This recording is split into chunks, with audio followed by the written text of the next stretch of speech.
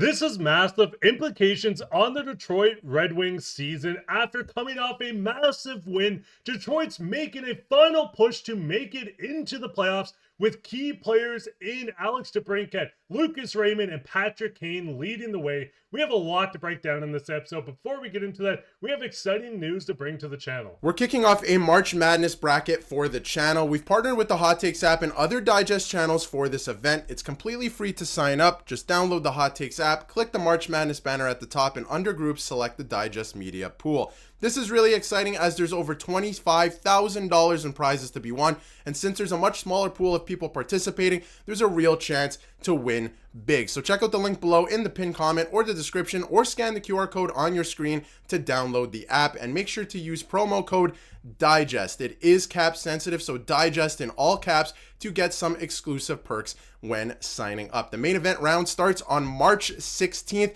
and if you have any trouble signing in, there is an email in the description that you can email for help, and we'll get you some help to log in. Thank you again to Hot Takes for partnering with us on this incredible opportunity, and we look forward to seeing you all in the Digest Media pool for your March Madness bracket. Once again, shout out to Hot Takes with partnering us on this awesome competition. But with that, Darius, we gotta hop straight into the day where we know the Detroit Red Wings have massive implications going into the rest of the season as we see them battling for that final wild card spot. Looking at the teams above them, we do see the New York Rangers, the Montreal Canadiens, Columbus Blue Jackets, the Ottawa Senators. I mean, looking at this team, they're on a one-game win streak. They are 3-6-1 over their last 10 games, but we're seeing huge pushes from key players, and especially Patrick Kane putting up 5 points and becoming the fourth oldest player for putting up a 5-point performance. I mean, looking at this game alone, looking at Patrick Kane, what's your initial thoughts on this massive push by the Detroit Red Wings? Fourth oldest player to do that, and I'm pretty sure one of them is Gordie Howe, so some pretty good company for Patrick Kane, who's one of the best American-born players of all time at this point. And yeah, Detroit is making that push for the playoffs. They did themselves no favors earlier this season, right? But Patrick Kane is trying to will this team into the playoffs. This is a guy who could have signed anywhere. He decided to sign in Detroit, and because he thought that they were going to make the playoffs, of course, and they still have a chance to do that. But he is trying to will this team into the playoffs with a performance like that. It looks like he turned back the clock. He looked like the Patrick Kane of old, and I know that he still has it in him to do things like that and to have performances like that. Now, with who's in front of them in the standings, I mean, it's getting very interesting. I mean, the New York Rangers are continuing to shoot themselves in the foot. So, I mean, the Red Wings are right there with them. They're doing themselves absolutely no favors. They're there with the Montreal Canadiens as well, who just came off of a very interesting loss in overtime, a historic loss in overtime to the Seattle Kraken. So when you look at the teams there, I mean, Ottawa is looking pretty formidable. They just made a big trade too. I'm thinking Ottawa is taking at least one of the wild card spots, but the other one to me is very much up for grabs. It could be Columbus. It could be the Red Wings at this point.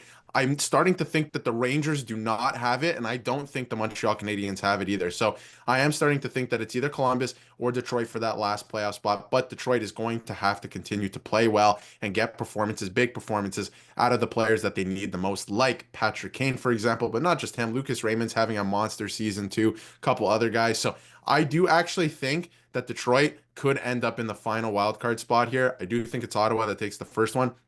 But the second one, I feel like, is still very much up for grabs for Detroit. And the biggest thing is, listen, they're going to make the playoffs. And if they do make the playoffs, they have the guys to make the playoff performances. I mean, looking at Patrick Kane, over his last 10 games, putting up 14 points. Yes, he had 5 points in the last game versus Buffalo, but he has been consistently putting up multi-point games for the Detroit Red Wings, and this is a guy that has always been a playoff performer.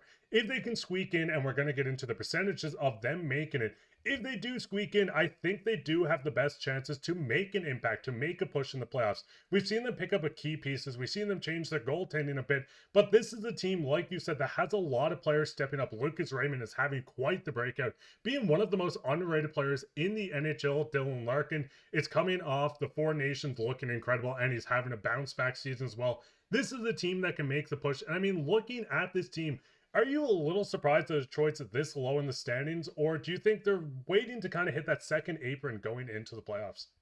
I am very surprised that they're this low in the standings. They did themselves no favor to start the year. It was a terrible start to the season. Obviously, ever since Todd McClellan has come in, they've been playing a lot better, not to the rate that I thought that they would, but I've always thought, especially coming into this season, this is a team Stevie Y has built for the playoffs. Like if they were to get into the playoffs, they have a lot of pieces that can perform in the playoffs, like Patrick Kane, like you mentioned. Sherrod is an underrated one as well, right? They have a lot of pieces that I think would really, really perform well in the playoffs, but it doesn't necessarily translate every single time to the regular season. They just have to get into the playoffs. They haven't been able to do that yet in this era of Red Wings hockey. So if they're able to squeeze in this year into the playoffs, I feel like they're probably going to have to, they're going to have a tall task there with Washington. It's looking like if you finish second, you're going to be playing Washington. So they have a tall task there, but I feel like they're going to give Washington a run for their money. I feel like this is an underrated heavy team if you go to the playoffs, especially with a guy like Sherrod I'm looking at, who's not the best regular season player, right? So I've always thought that with this team, they just have to get into the playoffs, but that's been the problem. And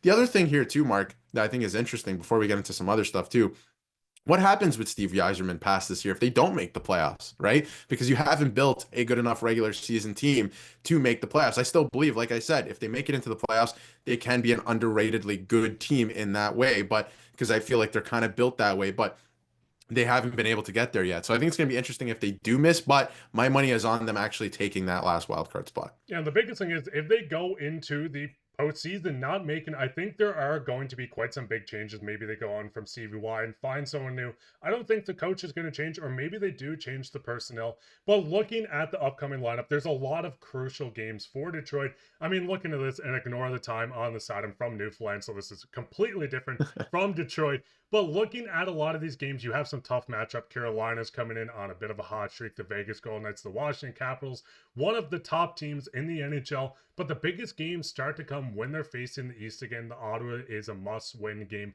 Same with the Montreal Canadiens. You see the Florida Panthers twice, the Boston Bruins.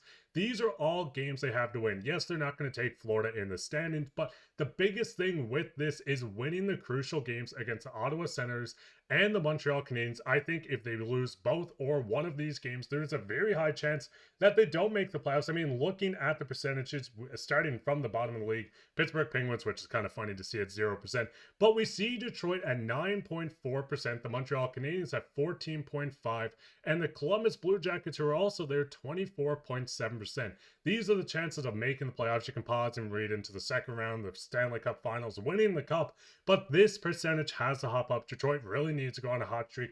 But just looking at this roster one last time, Darius, is there anything on this roster that you would really change going into the playoffs? Or is this something that you could see? Listen, they picked up Peter Mrazek. Talbot's playing great for his age. But is there anything in this lineup maybe you'd like to see, or someone really just step up within the lineup?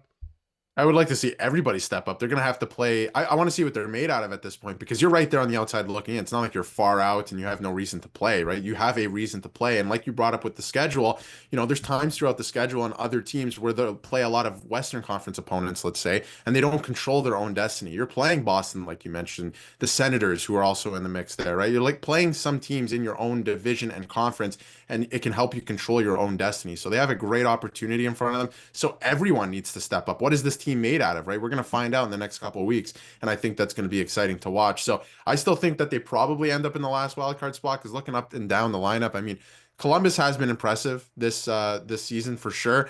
I don't think the Rangers have it at this point. They continue to lose games that they have to win. And then when you're looking at teams like Boston, they definitely don't have it either. And I just don't think Montreal is going to stick around either. So as the season goes on, I think Detroit has a lot of opportunities to help themselves to control their own destiny. So what's this team made out of? I think that Red Wings fans are going to find out. And if they don't make the playoffs, change is coming anyway, I would imagine. So could be very interesting for Red Wings fans. But Red Wings fans, what's your thoughts? What's the chances they're going to make the playoffs? Do you think this is the roster? How many points do you think Patrick Kane finished with? I mean, he's put up 14 in his last 10 and having a 5.9. Let us know down in the comments your thoughts on their season so far and what your expectations for the end of the season down in the comments. While you're down there, leave a like, subscribe, share this with your friends. Once again, shout out to Hot Takes for just partnering with us on this competition. Make sure to download that and join the pool as well. It's going to be an awesome competition, and you can win free money, so why not join? But that'd be it for this episode of Hat Trick HQ. If you enjoyed this, make sure to go down and leave a like, subscribe, share this with your friends. We'll be back with another episode, but I've been your host, Mark, with my co-host, Darius, and take care.